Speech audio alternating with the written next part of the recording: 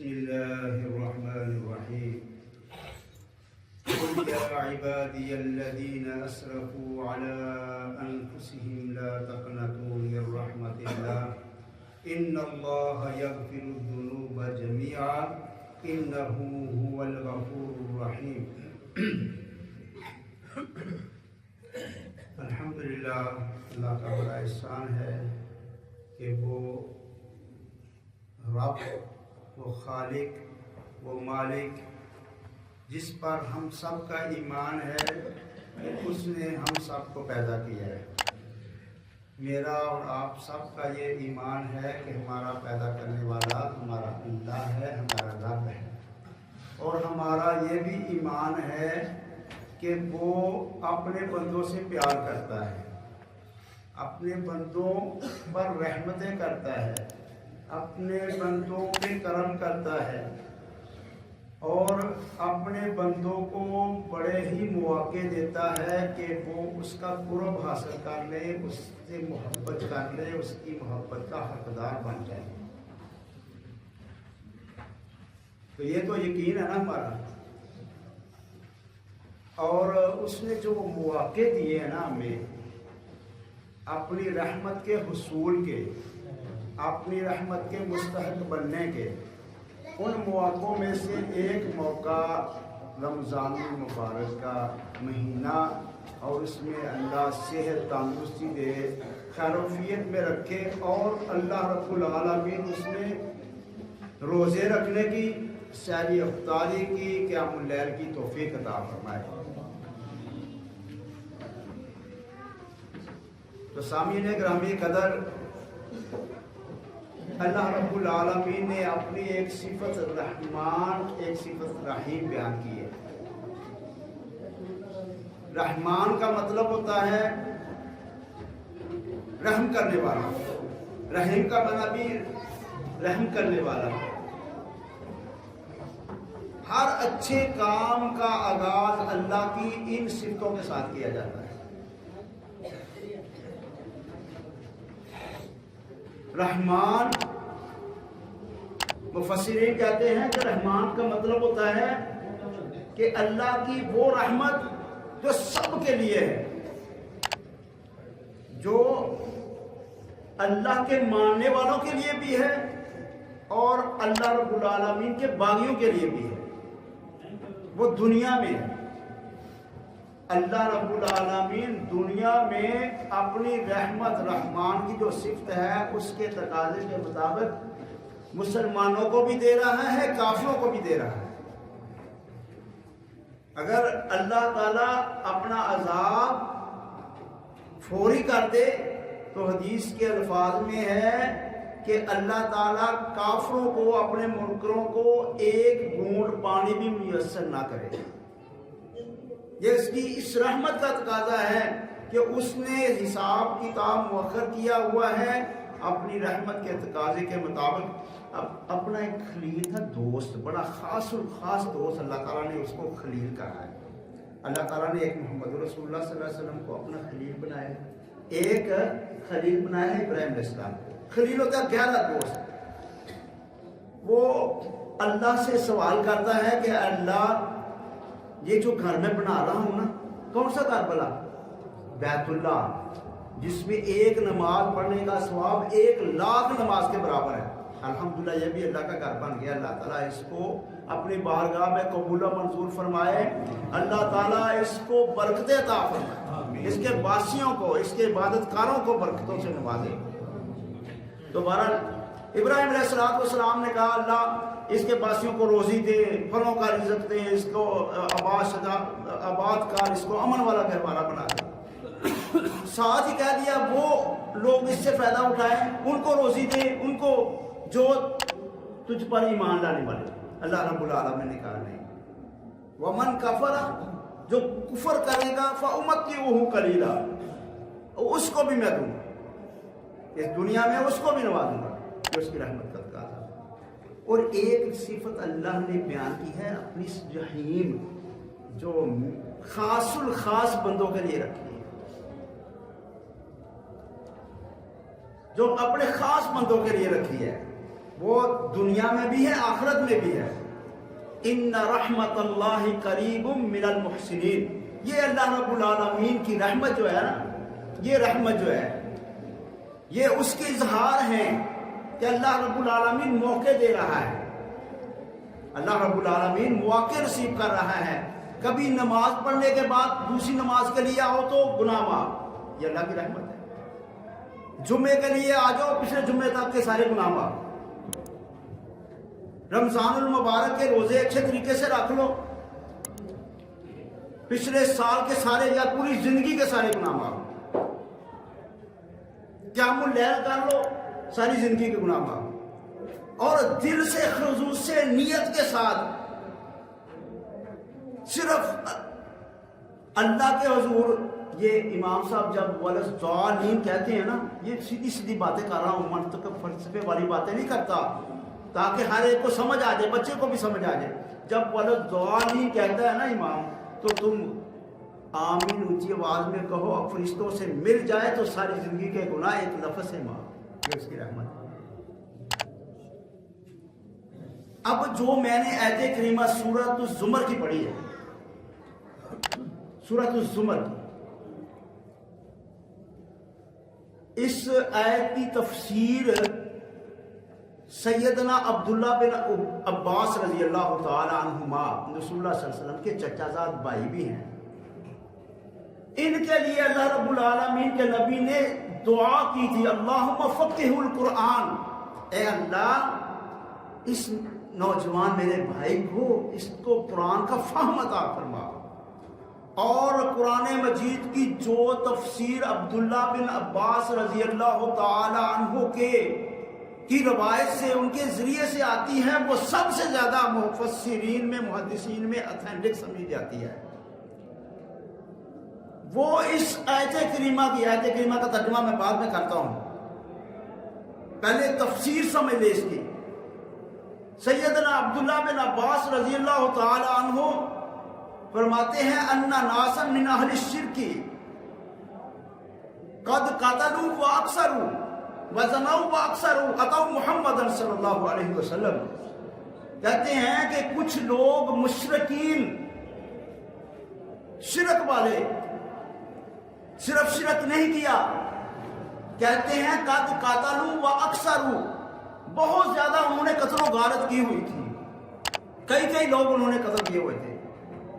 وَزَنَوْا فَأَكْثَرُوا، بے حیائی، بدکاری بھی حد درجے کی ان میں پائی جاتی ہے. اتوا محمد صلی اللہ علیہ وسلم، محمد صلی اللہ علیہ وسلم کے پاس آئے، مسلمان تو نہیں تھے. وہ کہتے ہیں آگے، اے محمد، جس دین کی آپ دعوت دے رہے ہیں، جو الحمدللہ ہم نے بخوشی اپنایا، ہم نے بخوشی اپنایا نا، دل سے اپنایا نا، اس کو اچھا سمجھا ہے نا. رسول اللہ صلی اللہ علیہ وسلم نے فرمایا، جو اللہ کو رب مان کر اور دین اسلام کو سچا دین سمجھ کر قبول کر لیتا ہے، وہ ایمان کی حلاوت پا لیتا ہے، ایمان کی مٹھاس پا لیتا ہے. تو محمد صلی اللہ علیہ وسلم کے پاس آ کے کیا کہتے ہیں؟ کہتے ہیں جس دین کی آپ دعوت دے رہے ہیں نا، وہ دین ہمیں اچھا لگتا ہے، آپ کی باتیں بڑی اچھی لگتی ہیں.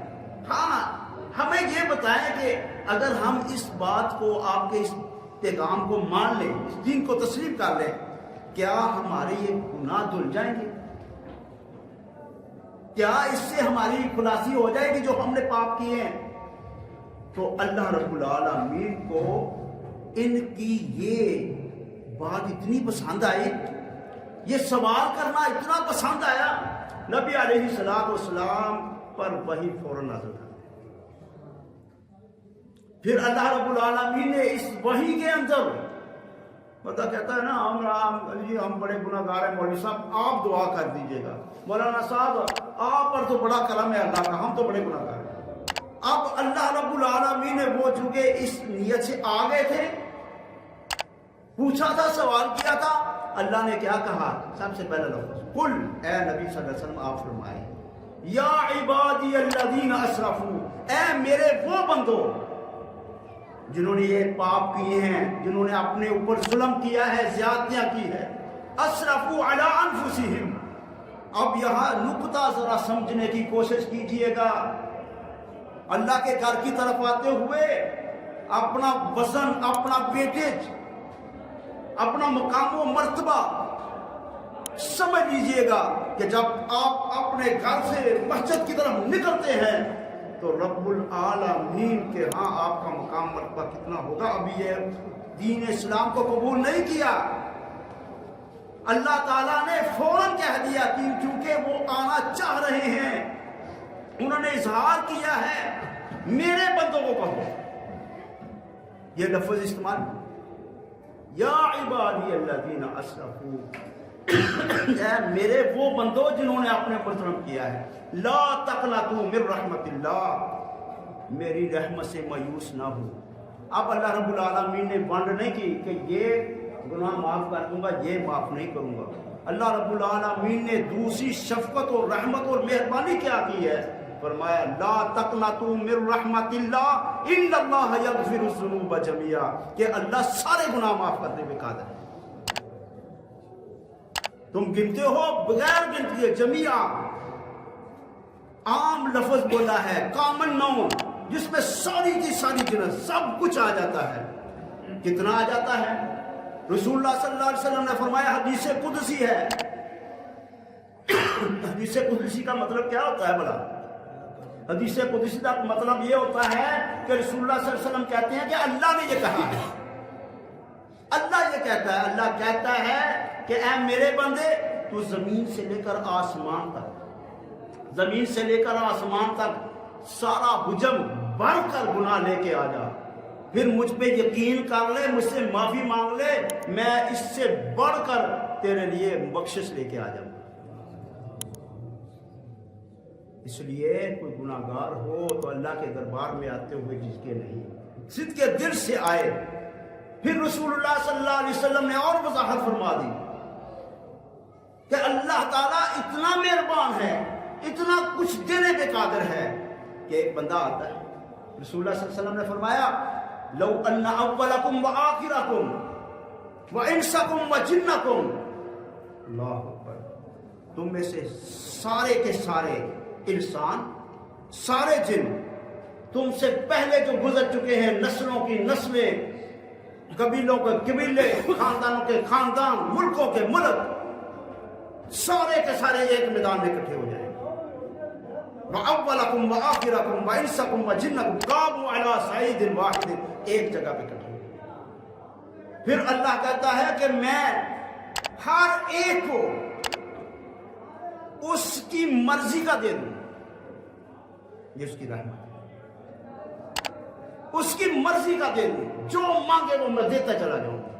اس لیے اللہ سے مانگا. یہ دعائیں جو ہے نا جو ہم مانگتے ہیں جو پوری نہیں ہوتی، قیامت کا دن ہوگا نا جب انسان کو اپنے اس مانگے ہوئے چیزوں کے اپنے کے عوض اللہ دے گا نا کہ یہ تو نے دعا کی تھی، اس کا یہ ثمر ہے، یہ تو نے مانگا سا اللہ سے دنیا میں تو وہاں میں نے نہیں دیا تھا نا، یہ اس کا اجر و ثواب ہے. تو پھر انسان خواہش کرے گا حدیث کے الفاظ میں کہ اللہ کاش میری دنیا میں کوئی دعا قبول ہی نہ ہوتی، سب کچھ مجھے یہاں قیامت والے دن اللہ تیرے دربار میں جنت کی صورت میں مل جاتا ہے. سامعین گرامی قدر، اللہ تعالیٰ نے فرمایا میں سب کو اس کی مرضی کا جو کچھ وہ کہے وہ میں دے دوں. تو میرے خزانے میں اتنی کمی بھی واقعہ نہیں ہوگی جتنی کمی تم سمندر میں سوئی ڈالو اور اس کے کونے نکے میں جو سمندر سے جدا ہو پانی ہے، اتنی کمی بھی واقعہ نہیں ہوگی. اس رب کے دربار میں ہم بیٹھے ہوئے ہیں، اس خالق کے ہم گھر میں آتے ہیں، ایک قدم کے بدلے اللہ کی رحمت دیکھیں.